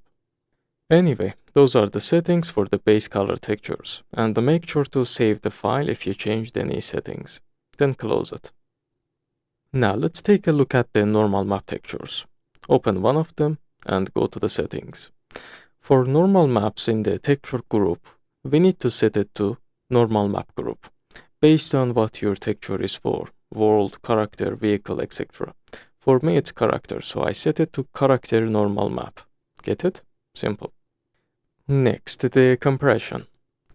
For normal maps, this must be set to normal map DXT5, BC5, this setting here. And then the sRGB option must be off. For normal maps, turn it off if it's on. And that's it. Now for the other texture types like alpha maps, roughness, occlusion, metallic, emissive, whatever, use these settings. For the texture group, select the specular option, which is this. For compression setting, set it to mask no sRGB. And make sure the sRGB option is turned off. And that's it. Now you know all the important settings for textures. Now, this step is important. It's necessary for all textures. If you skip it, your textures will look low quality and they will have some weird colors. Select all your textures. Hold Ctrl to multi-select them. Then right-click on one of them and go to Asset Actions this option, then edit selection in property metrics. In the new window that opens, select the first texture, then hold Shift and select the last one to highlight them all. Then on the right side, change MIP Gen, this setting. Set it to No MIP Maps. And that's it. Click Save on the left and close the window. Okay, we are almost done. Now, here is something important we need to know. Remember the material instance we made? When you open them, you'll notice they have more texture slots than the textures I currently have. I only have base color, which goes here, and the normal map, which goes here. What about emissive and ORM, or if there is another one? If you don't add textures to these slots, the game will use its original textures. And that can cause your model to have weird shapes or lights and some effects on the model, which we don't want. Why? Well, because the original textures aren't compatible with your new model. The UV maps don't match. So what do? Well, we'll normalize their effects. So this will neutralize those weird effects on the model. So first thing we need is to get the original textures so we can edit them. To access the textures from that material that we are using, we have to open FModel. Then after that, we open the 3D mesh file that uses those materials. Then we close the 3D viewer and go to the Info tab. Press Ctrl+F to open the search bar, then type our material name and hit enter. Just like we did before, to find the material path. We find the material path. Then after we find it, we click on the material path, this purple line. After we do that, this will open the 3D viewer for the material. So we close the 3D viewer. And now we have another info tab, but this one is for the material info tab. It's for material itself, not the mesh file. We need this. Scroll down a bit in this info tab, and then you will see texture slots. All of these are for this opened material. Each slot has a parameter info with the texture format name on it. This section is the format name, the texture format name. As you can see, this is the base color. I already have this one, so I can replace this one. And this one is normal map. I have this too. Now the remaining ones, for me it's ORM and emissive. These are the ones I need to normalize because I can't replace them because I don't have them. So what I do is this. Open the ORM texture. If you click on this path, the texture path, it will open. And you will go into another info tab. And you can see the texture on the right side. It should look something like this, the ORM texture. If you don't have a replacement for it, like me, do this. Right-click on the image and choose Save Image. This will export it.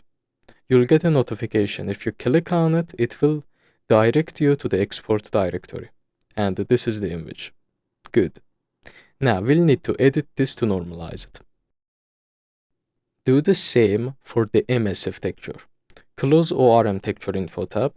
Then go to the material info tab again, and this time open the emissive texture. Now right-click on the texture and save it just like we did before so we can export it. Now that we have both textures, or the ones we need to normalize, you can have more. Depends on your materials. I have two. We must get an image editor, something like Photoshop, but any image editor will do. So get one. I use Photoshop. Download and install it. Now let's edit these textures to normalize their effect. So this is Photoshop. I simply drag and drop my image into it. And now it's open. Let's start with the ORM texture. ORM stands for Occlusion, Roughness and Metallic. To normalize it, select the brush tool in Photoshop on the left side. Then go to the color picker and choose a yellow or orange color, something like this. And now paint over the entire texture evenly, just like this. Once you're done, let's export it. Go to the top menu and click File, then come to Export and Export As. In the export settings, you can choose PNG or JPEG. Both work fine, but I usually go with PNG. Leave the other settings as default and click Export. When the Save window opens, pick a folder to export, and then rename the file. Do not use the game's original file name. Name it something like ORM texture. Then export it. Simple as that. Now, for the emissive texture, open it in Photoshop, and just like before, paint over the entire thing, but this time use pure black color. That will completely normalize it. After you're done, go to File, Export, Export As, use the same PNG settings, and then give it a different name, something like emissive texture. And done. And remember, some materials might use other texture types, such as specular. If you also have this one, do this. Simply open it in Photoshop, just like we did for the other textures, and the best way to normalize it is to pick a color that is similar to its texture overall color. For example, if your texture is mostly greenish, then just pick a green shade color and paint over the entire image. That's how you can easily normalize them. Simple. It works for every texture type. Next, we go back to Unreal and go to your textures folder. Then locate the normalized textures on your drive and drag and drop them into this folder alongside with your other textures. Now select them, select the ones we normalized, then open them in the property matrix, just like the other ones. Change the MIP gen settings and set it to no MIP map, just like we did for the other ones. Also make sure these ones follow the same settings. Okay, next, we need to apply these textures to our material instance. Now go to your material instance folder and open one of them. I open the body one. Set the window aside like this, so we have access to the content browser and this window at the same time. After that, go to your textures folder. What we are going to do now is drag and drop the textures into these slots. First, check what material this is, which part it belongs to. For example, this one is my body material. It belongs to the body part of the 3D model. So I'll use the body textures. The first thing to do is check the boxes next to each texture slot, like this. And after that, we drag and drop the base color into the base color slot, and then the normal map into the normal map slot. Simple as that. Now, do the same for the ORM and emissive textures, the slots. Drag and drop them into the slots. Make sure they are in their correct sections. If not, it's gonna look wrong. One thing to keep in mind is you can use the same normalized textures, like this ORM and emissive texture, for all your materials. You don't need to make new ones for the different materials. And once you've done setting everything up for your material, click Save and close it. Then we go and open another one. For example, this time our AutoFit instance material. And we repeat the same exact process.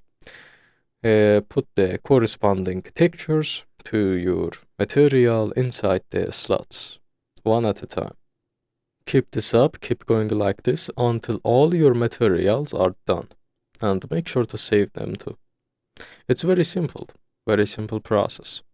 And leave the original material part alone. That one was for the malf, for me in my case. So we leave original materials alone. And we only do this for instance materials. Don't touch the original materials. Don't delete them. Don't put them in some place different. But you can do whatever you want with the instance materials. Okay, now the materials are set. Next, the most important part. Go to your mesh folder and open your mesh file. One at a time, one mesh at a time. On the right side, you'll see the list of materials. These are the master materials, the base ones. We need to replace them with our instance materials. You can simply set the mesh editor window to a side like this. Then go to the folder that contains your material instance and drag and drop them inside their slot, inside their corresponding slot. Make sure you assign each one correctly, the right material in the right slot.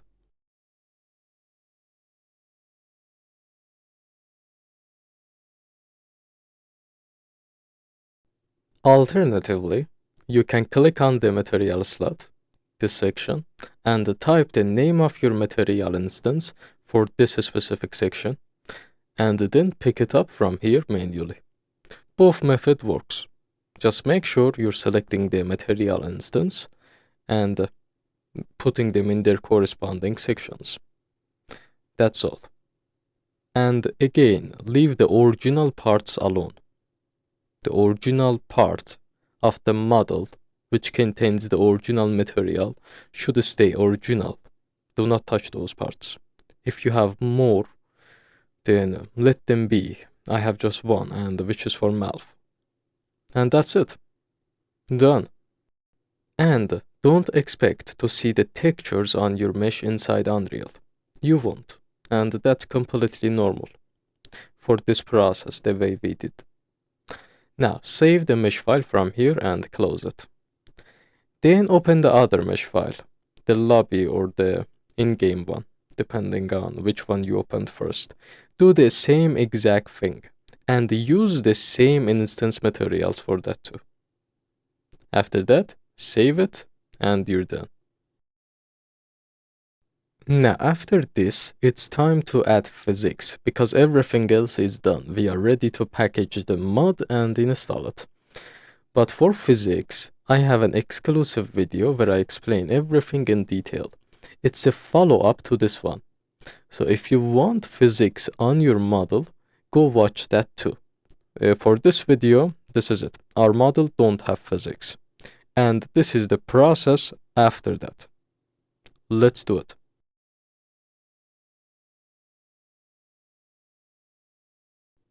Alright, time to package the model. First, we'll adjust some settings, some project settings. In Unreal, go to Edit in the top left, then select Project Settings. A new window will appear. This is where we change the project settings. Scroll to the Packaging section here. Click on this. Now here, make sure these two options are checked.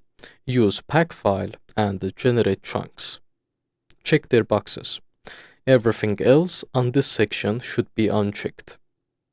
Once it matches mine, close this window. You are done. Next, open your content folder, or any folder you prefer. Right-click and go to Miscellaneous. It's this option. Then find and select Data Asset. A small window will appear.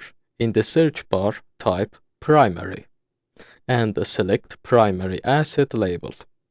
Then click OK. Now you've created a data asset file. Name it something like label_my_mod. And after that, we open it and change some settings. Priority, set it to 1, number 1. Chunk ID, set a unique number like 1, 2, 3. Use a different number for each mod. Uncheck is runtime label. Cook rule, set it to always cook. And uncheck all these three options below it. Next, under explicit asset, you'll see a plus icon. Each time you click it, it adds a new slot. You'll need this slot to add your mesh file, physics asset, material instance, and textures. So add some slots. Okay, after you change the settings and add the slots, set this window to a side, like this, so you can have access to the content browser. Now open your mesh folder, and drag and drop the mesh files into these slots. one by one. Both of them, the in-game and the lobby mesh. The mesh files are these purple ones. Then add your physics assets as well. And do not add the skeleton files. Don't. Leave them out. Now go to your material instance folder and add only the material instance, not the master materials. I repeat, don't add master materials. The instance materials only. Then head to the texture folder and add all your textures that you used in your material instance. Do not add the auto-generated ones if you have them. Just the ones you used in your material instance. Like this. Okay, I'm done. And this is what I end up with.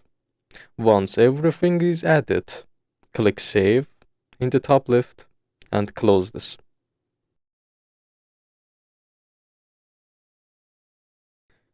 Now let's do a final check before packaging.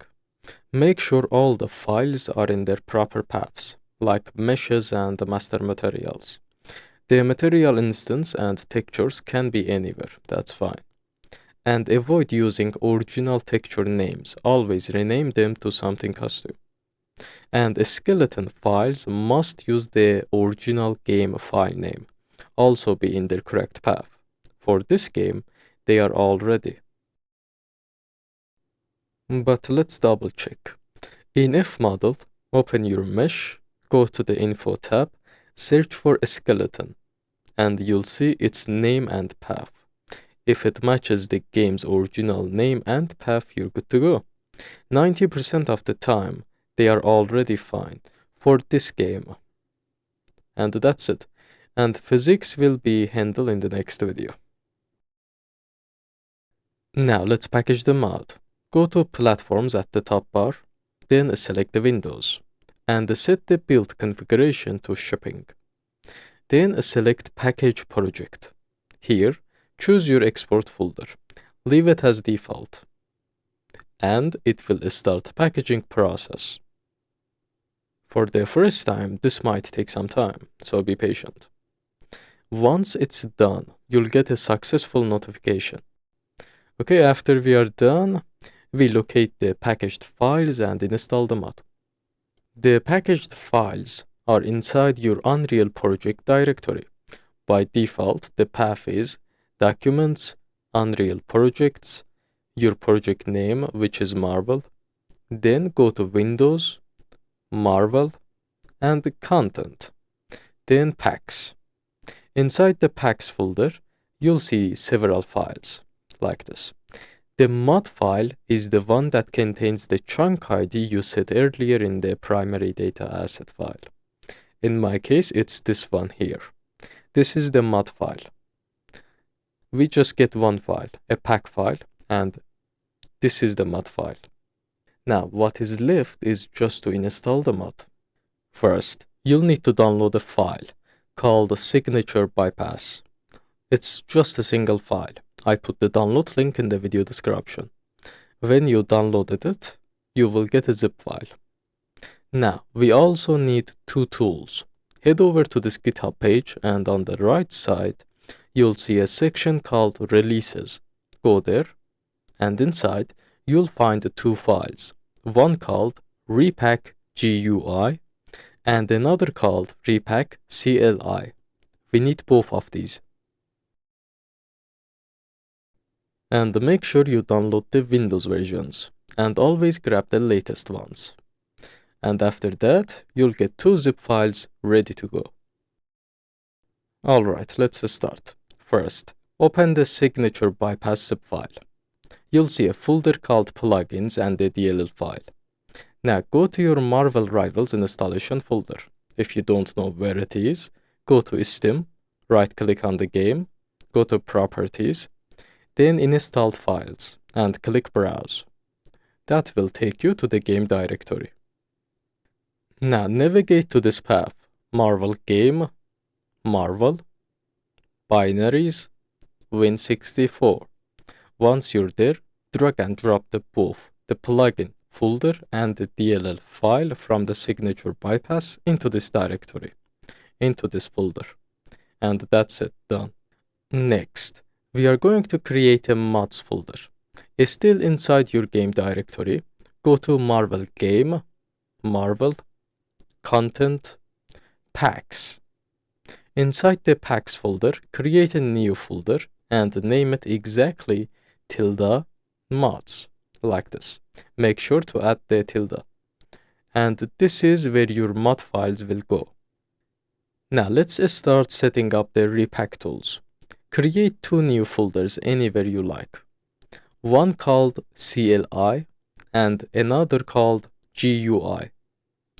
Open the repack CLI zip file and extract everything inside it into your CLI folder, like this, drag and drop. Then close this one and open the repack GUI zip file and extract the files into your GUI folder. We just put their files in the folders that we can easily find. We are organizing them. And that's all. Next, we are gonna prepare our mod file. First, go into the CLI folder and then copy or move your packaged mod file, which is this pack file, into this CLI folder alongside other files. Now, in this same folder, you'll see a file named repackmod.bat. After you find it, what you need to do is drag and drop your mod file onto that file, like this. Once you do that, a command window will pop up and run some code. It takes few seconds. And after it's done, just press enter to close it. Now you'll see your mod file name has changed. And that's completely normal. Perfect. Now we can actually install the mod. Go to your GUI folder and open the repackgui.x. You'll see this little tool open up. At the top, there is a path showing where the mod will be installed. Make sure it's pointing to your ~mods folder, the one we made inside the packs folder. Usually it's already cracked, but if not, set it manually. Now keep that open and go back to your CLI folder and find your mod file and drag it into this repack GUI window. You'll see a new window pop up. Just click Install Mod. After a few seconds, it's done. Now, if you check your ~mods folder, you'll see 3 files with your chunk ID in their names. Those are the mod files we installed. Now you can run the game and test it. It should work perfectly fine, both in the lobby and in game.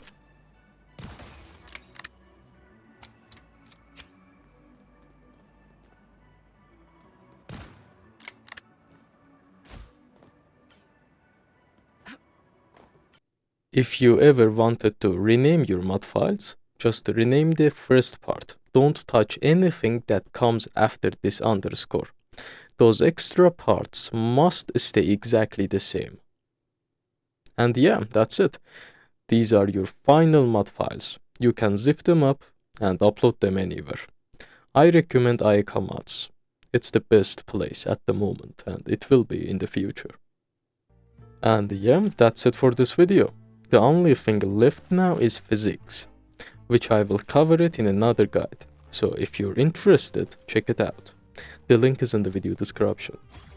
If you love my work and want to support me, you can do it through Patreon or PayPal. Both links are in the video description. You can also join the Marvel Rivals Discord server, which is here, for updates, news, and more modding info. The invite link is in the video description. Thanks for watching, and I'll see you in the next one.